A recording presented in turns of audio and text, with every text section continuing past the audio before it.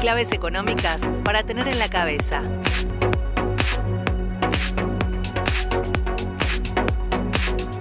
Santiago Bulat, economista, jefe de IDEA.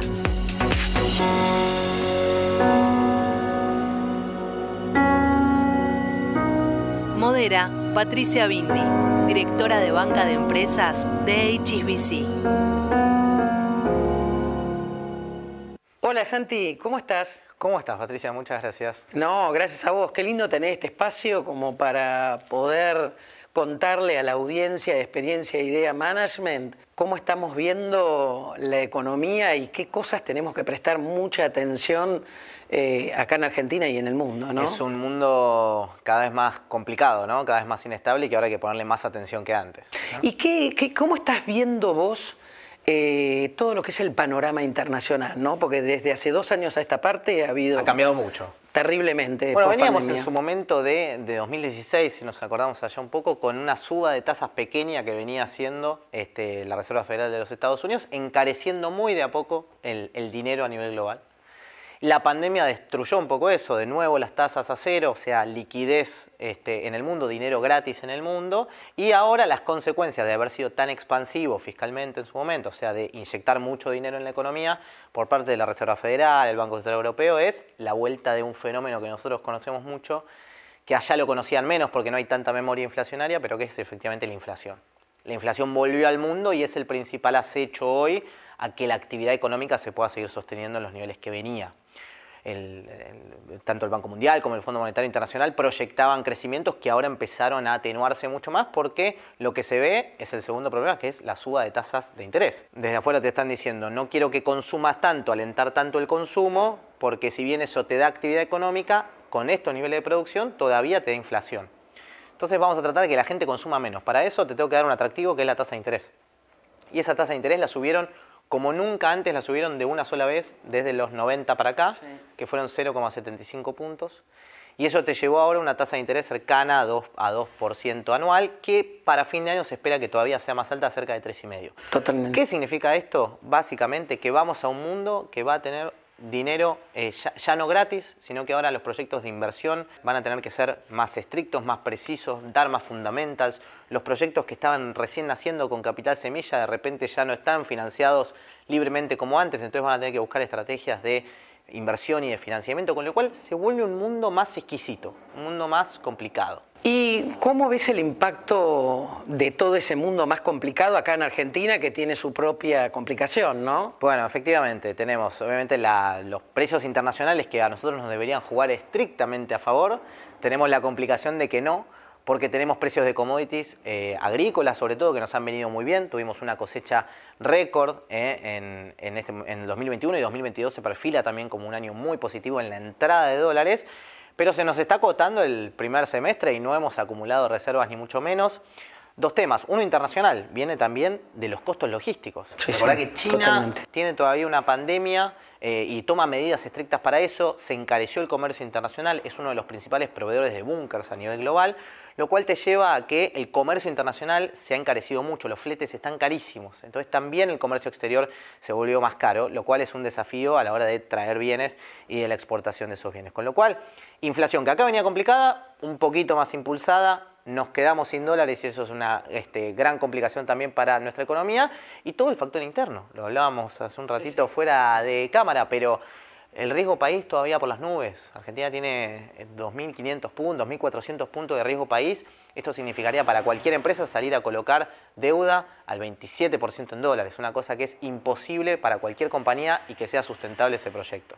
Entonces hay mucha incidencia todavía del factor local en la Argentina y el gobierno está con una estrategia que es tratemos de no devaluar. ¿Y cómo estás viendo el nivel de actividad?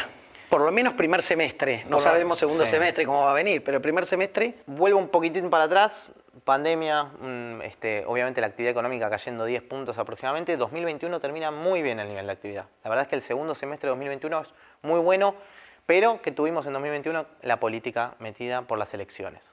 Eso te lleva a que el nivel de actividad en general en los años electorales se empuja un poquito más porque hay un aumento del gasto que ahora te lo está pasando factura en inflación también. Pero entonces tuviste un 2021 que te deja un arrastre de crecimiento muy favorable. Esto, si yo lo mido en heladera, sería Desde enero a febrero hice 90 heladeras, 90 heladeras, 90 heladeras, en diciembre hice 100. Bueno, terminaste con un crecimiento alto, eso te deja un arrastre positivo para el siguiente, que es lo que estamos viviendo ahora.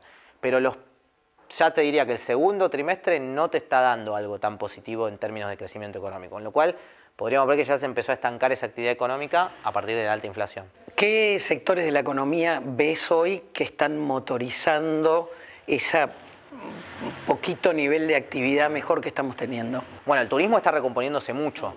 Tuvimos un turismo golpeadísimo, o sea, estamos partiendo desde cero, pero se está reactivando, sobre todo a partir de lo local. Sabés que hoy la balanza te está dando negativa en que salen muchos turistas desde la Argentina para afuera, pero no entran tantos. Lo que sí te está motorizando es lo local, el previaje, estas políticas que se han hecho, te están motivando un poco más la actividad con mucho más precio. La economía está soltando inflación. Después tenés la construcción muy bien, digo, hay una forma de dolarizarse cuando no te dejan comprar dólar ahorro y tenés 60% de inflación, decís, ¿cómo me dolarizo? Comprás bienes de cambio, comprás directamente para construir, y eso te lleva a que por las complicaciones macro se esté motorizando de alguna manera la economía. Después tenés sectores como la biotecnología que viene volando, los servicios basados en el conocimiento vienen volando también, tenés una economía que está traccionando mucho, pero muy heterogéneo. O sea, podés ir a hablar con alguien que tenga un kiosco acá y te dice, por supuesto. A mí me está yendo muy mal. Y otro que está yendo bárbaro. Que está yendo muy bien. Es una economía como muy dicotómica, pero que nace también de las falencias de la macro, ¿no? Santi, ¿cómo todas estas cosas que están pasando a nivel local e internacional están hackeando a los líderes? ¿Y qué podés vos expresarles o contarles para ayudarlos? ¿Cómo podés vos ayudarlos? Bueno, efectivamente esto es idea management, así que acá hay que estar muy preparados para justamente el management, ¿no? Y me parece eso, como iniciamos la charla, hoy el mundo se pone un poquito más exquisito a la hora de prestar los recursos que hay disponibles, van a ir activos de menor riesgo, hay mucha volatilidad en el mundo, lo que están esperando de alguna manera es apostar a proyectos de inversión que realmente valgan la pena, que realmente tengan un retorno, pero que sean certeros a la vez. Entonces, aquellos proyectos que dependían mucho de su endeudamiento, bueno, empiezan a estar un poquito más complicados. En lo particular de Argentina, y que sabemos que tiene muchas particularidades, me parece que sabemos que es una economía que va a continuar tratando de cerrar ese grifo de salida de dólares con un cepo más estricto a partir de no querer devaluar, ¿no? Entonces, de alguna manera hay que aprovechar quienes puedan, seguir trayendo bienes de cambio del exterior, tratando de dolarizarse por ese lado. Ante la incertidumbre, dice, van a cerrar parte de lo que es tu sector, o si va a haber una devaluación que no sabes a qué precio vas a poder recomprar ese dólar más adelante, eso me parece una buena estrategia. Seguir teniendo en cuenta que la inflación va a ser más bien alta, vamos a un escenario de alta inflación, en ese sentido no endeudarse ajustado a la inflación, sí tratar de aprovechar los créditos que todavía están subsidiados o que pueden quedar por debajo de la inflación, eso es algo que me parece que es importante hacerlo en este momento.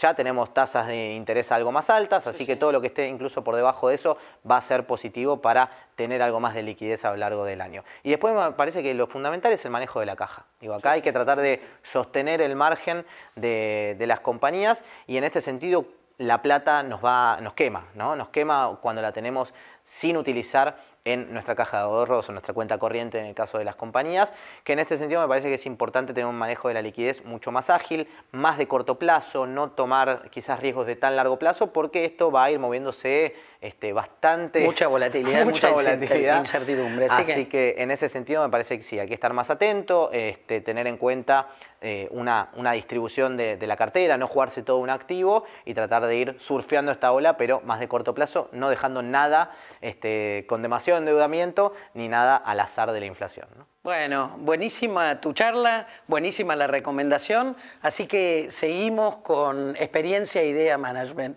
Gracias.